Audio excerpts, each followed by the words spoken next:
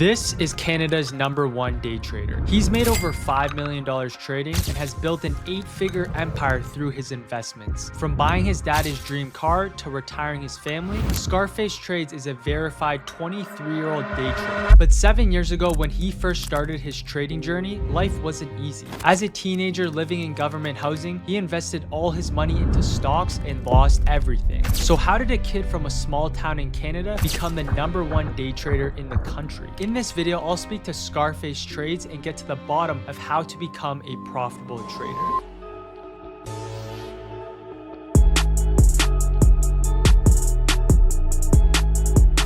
All right, guys, we're here with my guy, Tony. It's good. Good to see you. What's crazy is we've been boys for a while now. And this guy, you know him on YouTube, super young and successful. I thought I'd make an interview with him. Very low-key guy. I think it's gonna be a great video today. Ask him some questions. We're down here in Miami, so I thought, what better time to do it than right now? So let's ask him some questions and let's head inside.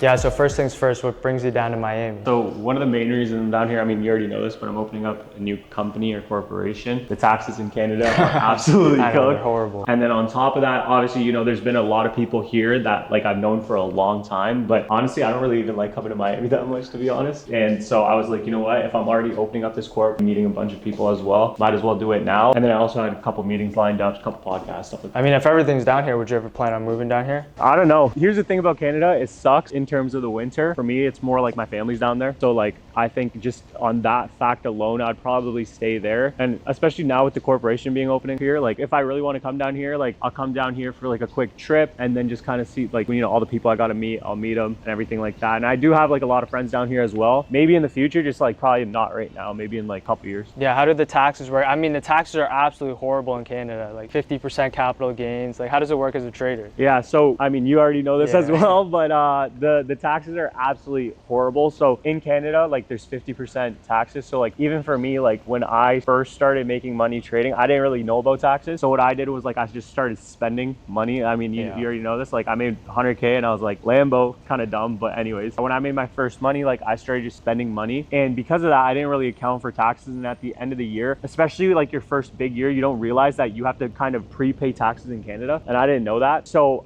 first of all, I wasn't prepaying my taxes because I didn't have a good accountant. For anyone watching, make sure you get a good accountant. But then the second thing was, because I didn't prepay my taxes, I also had to go back and look at like all my previous I owed on taxes and pay it all at once, which thankfully I had enough sitting in the bank to do that. But it was a hard hit in the beginning. And now like I prepay taxes every single month. You prepay whatever you owe, so it's not like a lump sum at the end. You prepay it like all throughout the year. There's still a lump sum at the end every single year, and it's big, but it kind of takes a little bit off. But once again, the taxes there, man, just start. I know, taxes are horrible. This might be a federal question, but I think the viewers are curious how much you've made trading this year. I don't honestly think I've said exactly how much I made trading, to be honest, or at least last year. I mean, it was a 7-figure year. If you go back through my Twitter, probably you can probably find like because I did like a broker statement, a kind of monthly P&L as well, so you could probably figure out the number pretty easily, to be honest. But it was like a decent 7 figures. Yeah, and what's crazy is this guy's all verified. I've seen it myself firsthand. There's not too many traders on the space that have broker statements, and this guy's the real deal for sure. At least for the money that you do make, like what do you do investment wise? Like I know you're in Canada, but like do you invest in Canada, US? Like what do you invest in? So I was pretty leveraged into real estate, to be honest, real estate. And then I also have a couple of brick and mortar stores like gas stations, stuff like that. And then I also have like a couple of e-commerce brands that I run, which I don't really talk about, not yet at least on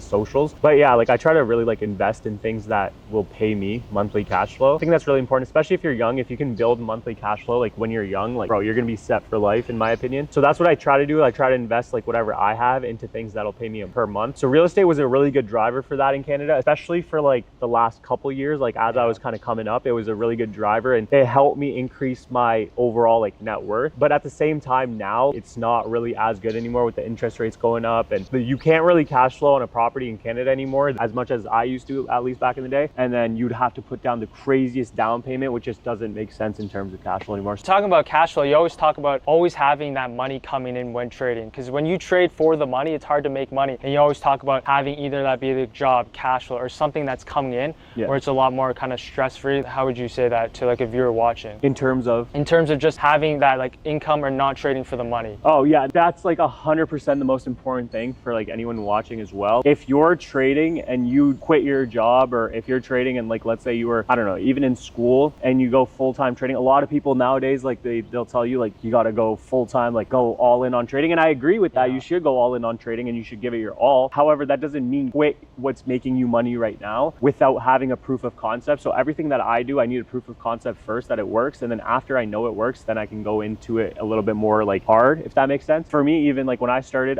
trading back in like 2017, you already know that. But when I started trading basically back then, it was very hard because I wanted to get into trading. But at the same time, I didn't have any money. Not only did I not have money, I was a full-time student and I had a full-time job. So like I was managing having no capital, having a full-time job, being full-time student and trying to trade. So it was like, there was a lot of factors being in play there that made it a little bit difficult to actually become consistent or even successful as a trader. So a lot of people, whenever I hear them like kind of have excuses, like obviously a lot of people have, you know, a lot of problems going on in their life, and you know, I can respect that as well. But like at the end of the day, it's like, as long as you have the proper time management, I think you can get it done. In regards to time management, what do you think about having unrealistic expectations as a trader? Yeah, I mean, I think a lot of people have I even had unrealistic expectations, to be honest. I feel like even this video is giving unrealistic expectations as well. Like I want to make it very clear that this house is not mine at all. I'm just here for a week, to be honest. I think it's one of those things where it's like social media really portrays trading as this crazy thing. You know, at the end of the day, 90% of my life honestly is work.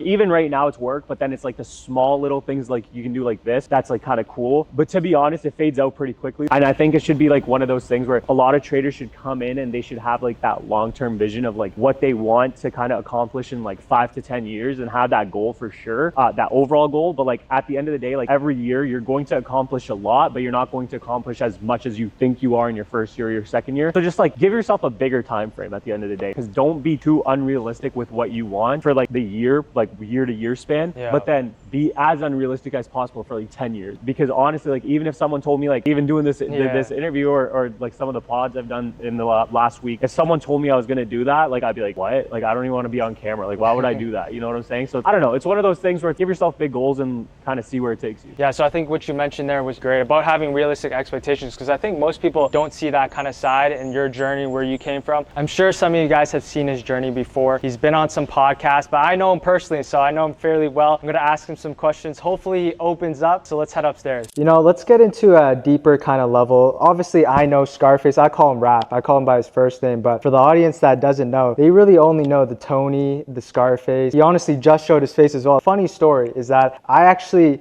saw his face before the character. So like before anyone and before he was on social media, like I knew who he was. And honestly, he's been the same guy since. And I just want to do a little bit of a more kind of backstory of where you came from, because I know your backstory is like very inspirational to many traders, many people. And I just want to get a quick kind of glimpse of how you kind of came up, because I think a lot of people don't really know the full backstory. Like we knew you came from government housing, like very low income. And I just want you to touch up more on that and how that kind of shaped you to the person you are today.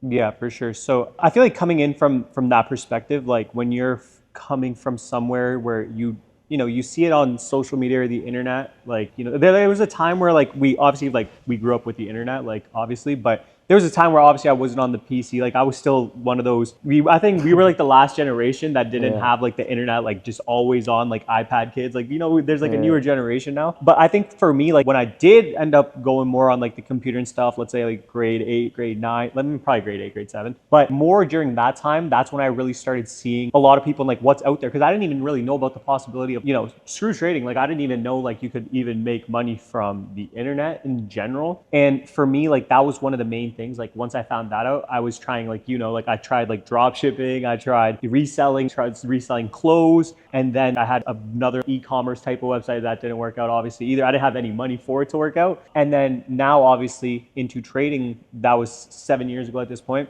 And even when I first started, it was one of those things where is this going to work? Is this not going to work? And the main thing I think for me was, what can I do to make sure I escape whatever this is? Like, I wanted to escape my reality in reality. For me, like, that was like my main goal. And then I think with trading, the thing is, like, when you're first starting out, it's like really gamified, right? Like kind of like how people like, you know, play games. Like trading's gamified in a way because it's numbers on the screen. No one really, like, for me, like whenever I was making money, it felt so fake because it's like I saw my dad work whatever 12 hours a day, you know, in the snow, rain, warm, whatever it may be. He was outside working hard physically. And so I always thought you had to physically work to make money or go to school to make money. And so, you know, when I started trading penny stock, all these like numbers and like, you know, making like $1,000 a day or $2,000 a day. I remember I went to my mom and I was like, you know, I made $2,000 a day, whatever. Like, I think I found a solution out of like, you know, government housing. And she literally just laughed at me. She thought I was like joking. She didn't even know what trading really was. So she thought I was just joking. She was like, whatever, and like kind of brushed it off. And I think that's the problem, that it's so gamified. And I think a lot of people now coming into it, they also realize how gamified trading is, especially with prop firms and challenges now. Like, that's literally gamifying trading.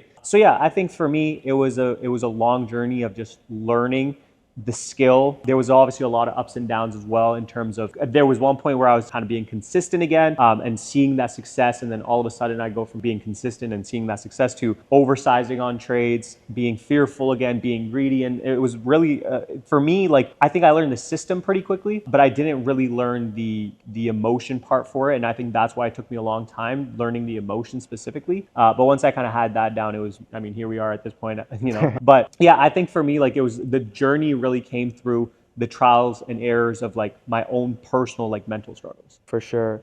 I just kind of want to pivot, especially growing up as immigrants, you know, as well, like just your parents always telling you focus on education. Of course, you end up finishing university, which is crazy to think about, which is honestly insane, because most people you see nowadays like drop, I mean, me included. But really, how was kind of that life balance with trading and then school as well, kind of growing up? Yeah, so for me, did I want to drop out at one point? Yeah, for sure. Like, there was a point of me where I was like, I'm making money, like, might as well drop out. But then also, I think it's coming from that immigrant household where it's like, you're just not dropping out. There's no way you're dropping out. And especially with my parents, they're like, you're already like this far in. Why would you drop out at this point? Like, you know, you want to finish. And I think it's one of those things where it's like, that also instilled good behavior in me, because like my parents would always tell me like, you know, whatever you do, you got to finish it. So, I mean, now even with trading, like, I did it and I, you know, try to finish it obviously. But yeah, I think school was important for a couple of reasons. One of the biggest reasons was time management. I think a lot of traders and just people in general, especially younger people, I mean, older people too, obviously too, but like younger people as well, like they have no time management. They have big goals too. Like, they want to make whatever, $1 million, $100,000 a month, whatever it may be, like whatever their goal is, but there's no way that they actually put in the work to get there. It's like just a dream that they think, like, you know, you have, it's called 3 a.m. motivation. I'm sure you've had it. I mean, I've had it multiple times where it's like 3 a.m. and you're like, I'm going to, you know,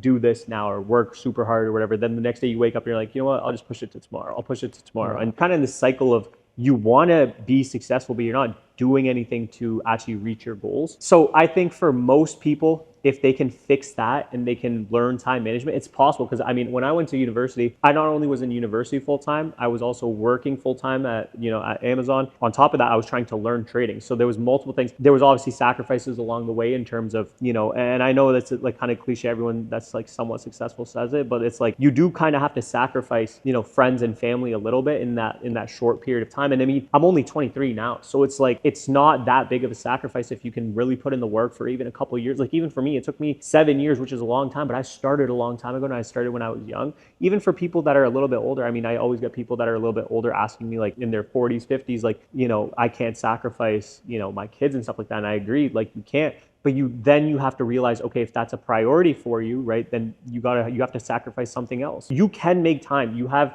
you know, at least 12 to 14 hours in a day. I promise you can make 1 to 2 hours if you really wanted to sit down in front of a computer and learn the skill. No, that I feel like that brings up such good points, because time management, especially you learn that thing from a very young age, like you being only 23 years old and you just don't only trade, you run multiple businesses as well. And I feel like that's super inspiring. I feel like another question that people are asking as well is someone that's watching this video, because I guarantee you some people that are watching this video right now, they're at kind of a low point. There's always that journey where you will kind of reach that low point. What would you say was kind of a low point in your life? Yeah, so I think there was a couple in terms of trading, or in terms of my personal journey in terms of low points. I think one of the biggest low points in my life was when I lost, obviously, I think the biggest low point actually in my life was when I lost the $15,000 in terms of trading. When I lost that, it was very important that either I'm going all in on this and trying to really learn it, or I'm quitting, because the $15,000 back then in government housing, like, I did still turn I was still in profit technically. So it's either let me take the profit that I have now and just call it a day, or let me push harder with the buffer I have and try to reach that next level. Thankfully, obviously I put more money in the account. Like I still was draining money, but since I had a full-time job, I could still kind of have a little bit of money being put away every time. And, I think it's the same thing now. It's always about whatever low point you do have. I think you need the low points to, experience the high points, obviously. But even now, like, it's not like once you become consistent and profitable, you're not going to have low points. There's always low points, especially now with trading and the businesses I have running and everything like that. Like, there's obviously points where it's very overwhelming, but you have to kind of go through that because it honestly just builds character and experience. And the more experience you have in the markets or business or whatever it may be, the better you're going to be over the long run. So yeah, and I think I can for sure relate to that as well, because as a trader, especially being so lonely, I feel like it's a very lonely game, because you kind of come into the trading. Well, I personally came into trading because I didn't really want to talk to others, right? That's kind of the main thing why I came into trading. I was like, I don't really need to focus on anyone else. I just want to focus on myself, stop talking to other people. And really, that was... You just wanted to stop talking to other people. That's honestly what it was. It was like, at that point in my life, I was like, all right, like you kind of understand where it's like you're on your goal. I guess you're kind of in school, but where everyone else is kind of like partying or doing whatnot, having fun. And it's like, bro, like I was broke. I was like, bro, this ain't fun. It's like, I can't go out drink. It's like, I'm broke. Like my parents, they're out here struggling. And it's like, bro, I want to do something with my life. So that's why I ended up gravitating towards trading, because it's like, I don't want to rely on anyone else. But that's my one point that I kind of want to touch up on, is that when I was at that low point and I was like so lonely, I was like, I was making money, but I was like, is this really what I want? I was like, this is so bad. And that's why I feel like, especially trading in like a community is such a big thing. And that's honestly where like networking, finding a community where you can just talk to like-minded individuals. And I feel like that plays such a big important role, like self-education, talking to others, even like network. Obviously it's different when it comes to trading, but just seeing other people, like seeing how you can succeed is like, it not only motivating, it's just like seeing that someone else can do it that was in a similar situation is like super inspiring. And how do you feel like networking, just talking to other people, has like helped your trading?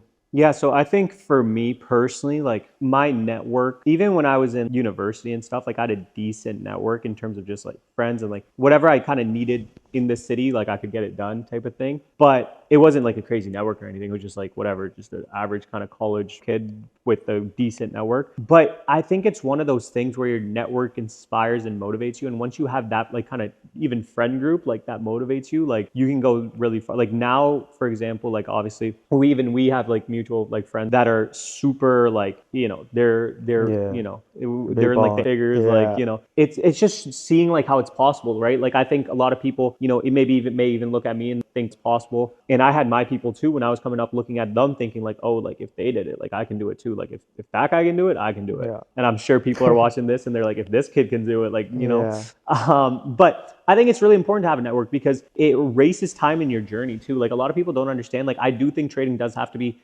a little bit lonely and a little bit boring at times for sure, because you need to lock in and learn the skill itself. But at the same time, I think, yes, you need to learn the skill. But after that, it's more so, like, for example, I remember we first we're talking more specifically about trading. There was a couple problems that you had a little bit, like, obviously you were still doing well, but like you had a couple problems that we kind of talked them over, and like, it was like two perspectives, right? It was like your perspective compared to my perspective, and you kind of solve the problem using not only my perspective, but then yours. Like we kind of, talk through it. And I think just being able to talk to other people, even if they're at the same level as you, above you, or maybe even a little bit below where the level of the skill you are, it's good because I think if they're below you, you can teach them and then you kind of retain that information. If they're at the same level as you can speak as kind of peers and talk about what's good in your, trading, what's bad, whatever, and they can say the same thing and you can learn something. And then when they're above you, you can ask them questions in terms of, how can you get to that level? And I think for me, I do have that type of network where there's, a lot of friends that are, at the same level as me, some way above me, and then some, a little bit below me as well. And so I think being able to have that type of, three-dimensional network really helps you in not only trading, but in business and honestly, the more people I think you can network with that are like-minded, very important that it's like-minded people, not just random people in your network. Because then it's like, Yeah, you're I just mean, talking to so many exactly. people. And I mean, I had a phase in my life too where I was just talking to everybody, but there was Yeah. like no point. You know what I'm saying? And I'm not saying be like rude or anything, but it wasn't really helping anyone at the time. If anything, it was just slowing me down as well. Just like, having all these people talking to daily, whatever. So I think having those like-minded group of individuals and friends that you can kind of talk to on a daily basis or even weekly basis. There's some friends that I honestly don't even talk to or that are, doing well that I don't talk to for a year, and then we'll call and, we'll be Buddy, best buddy, friends, yeah. and they'll be doing well in their business and I'll ask them what they're doing, and, they'll ask me how my trading's going and everything like that. So it's that balance. I think it's balance of friends and networking, balance of family and social life, business and trading or whatever it may be for you. But in the beginning, there's no balance. In the beginning, I think for me, especially, there's no balance. It's focus on trading or focus on the skill that you're trying to learn. Not really that much balance, but then you slowly build that balance up as you see more kind of consistency or success. For sure, because we've been down in here in Miami. It's been crazy. The amount of money, especially even down here in Miami, just opened my eyes. Because like you see it online, but down here it's just ridiculous. Like I couldn't have imagined. Like growing up, even like small town. Like I'm sure you kind of had that as well, where you kind of grow up and you see these things online, but seeing it in person is so different. And it's like wow, there's like people out here like 7, 8, 9. It's ridiculous. It's like for me, it's like, oh, inspiring, motivating. It's like, bro, I got to get working. Yeah, I think it's one of those things. It's also like one thing I feel like a lot of people fail to remember is like, it's cool seeing that for sure. And I think one of the main things too, most people don't remember is like it took them a long time to get there. Like even we met up with one of my friends the other day. I've known him for a while. And he just bought like a, really obviously a super sick car. I don't think he's revealed it, so I'm not gonna say the car or anything. Yeah. But it's like a 7-figure car. But even with that, you have to remember how long, because I've known him for a little while now. Obviously, he was still doing really well a couple of years ago, but like he took off to a new level.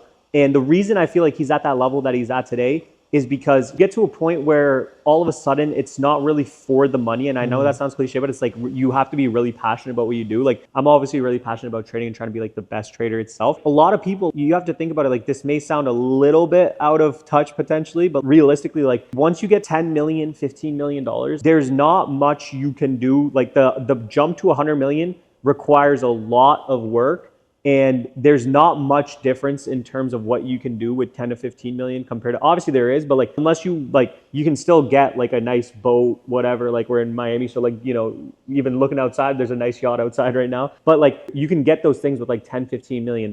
But at the end of the day, it's like, if you're passionate enough and you want to push to that next level, you can. Because a lot of people ask, I did a podcast, someone asked me, they said, do you get like jealous in terms of when someone's doing better than you? And I gave them the same thing. It was, I don't really get jealous anymore because it's like, there's no point of me getting jealous. We're all doing things where I know everyone can kind of make money. Like if you trade, you take the same trade as me and you make more money, I'm happy for you. Like, you know what I'm saying? Like, I don't really care because it's like, you're not taking money out of my pocket. You know what I'm saying? Yeah. Like, I don't get why there's a reason to be jealous of people doing well. I think it's more so like motivating, right? You tell me sometimes, like I'll have a big day and you'll be like, like it's motivating, whatever, for you to like kind of push. And you've been pushing too, like recently in your trading in terms of like sizing. And I think that's the thing, how I'm kind of pushing you to get to your next goal or level. Obviously I need, someone to, I want to see other people kind of get to that next level. And then I want to get to that next level. Exactly. So it's like a never ending kind of race getting to the next level. And I wouldn't even say it's more coming out of like materialism or anything like that, but it's just like cool to see like how far you can go with trading or business or whatever. It's just cool to see, in my opinion, how far like someone can actually go. Yeah, because it's just about leveling up. Because I was going to say, you already mentioned it before, like it can't be about money because at some point, like you already have everything that you want, like you got the cars, got everything. It can't be about the monetary value. And just like someone in your position, like what would your goals be in 5 years? Like what would you want to achieve? Because at this point, like you have the money, have everything. Like what's that goal in that mindset, like 5 to 10 years down the line? How do you want to be known, like your legacy, or how does that look like? Yeah, so for me, honestly, it's like I wouldn't say I have everything or anything like that. Like I wouldn't say that at all. Yeah. But my goals have definitely changed because when I first started, it was specifically in terms of how much money I can make in terms of trading. It also happened like it feels like a long time, but it happened pretty like 7 years is a long time, but it's also very quick for someone that's I guess my age. So I think for my goals in 5 years or what I want is really it has nothing to do with I don't think monetary value. Like obviously there's like a figure that everyone has in their head, and for me I had that figure, it changed, then I had that figure again, it changed again, recently had that figure change again. So like the figure will always change. So the monetary value is like whatever. You'll always have like new, monetary goals. It's really about like where do I want to be in 5 years? What do I want to be doing? Like I think I'll still be trading. I think I'll be sizing, much more aggressively. And I think with my other businesses as well, like focusing on scaling those up. And then honestly, like, I mean, Family, yeah, like I think in 5 years, it would be the time to start a family because I don't want to be, the old dad either. You know what I'm saying? So I think in 5 years, like it's time to start like a family. Like that's something I would be looking for. And I feel like a guy like your age, I mean, you don't have too much left to achieve. So I feel like family, I mean, for me as well, should be like number one priority. I mean, at least I want kids before I'm 30. I don't know about you. Yeah, I mean, 30 would be good. Scarface Trades, Tony, Brock, my guy. Appreciate you, bro. Appreciate you.